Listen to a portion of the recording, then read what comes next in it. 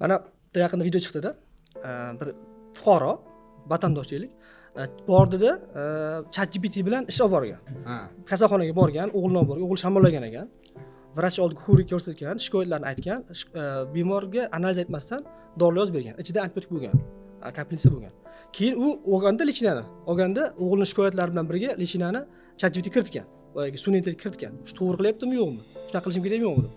ChatGPT aytgan keyin o'shani videosi chiqib taqaldi hamma joyga. Chiqdida aytibdi keyin ChatGPT aytdiki, qanday qilib analiz qilmasdan turib, bu yerda bakterial infeksiyami, virus infeksiyasi qayerdan bilyapti? Antibiotik oldin qo'llash kerak mana analizlarni debdi.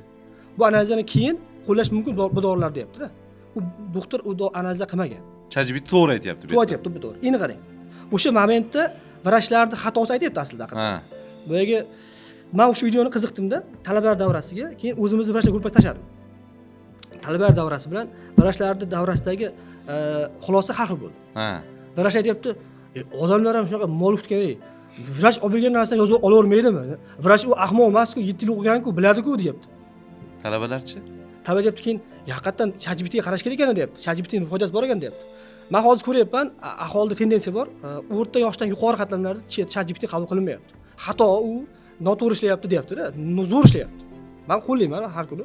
Talabalarga dars berganda ham, davo terapiyasini qo'llayman. ChatGPT juda zo'r vosita, juda kuchli vosita va juda kuchli qurol. Ham bemor uchun, ham vrach uchun. Bemalol men aytaman bemorlarimga, ChatGPT dan men aytgan shikoyatlaring bo'yicha va men aytgan tavsiyalarim bo'yicha so'rab savol qilaver deyman. Xato bo'lsa menga ayt deyman. Men to'g'ri beraman xatosini deyman. Endi to'g'ri ChatGPT tushunib lechina olmasin, lekin vrachning maslahatlari bilan o'shanga yondashuv bo'lish kerak. Ya'ni aholini endi xohlaymizmi yo'qmi, tibbiy asosda oshadi. Nimaga? ChatGPT qo'lda bor o'zi.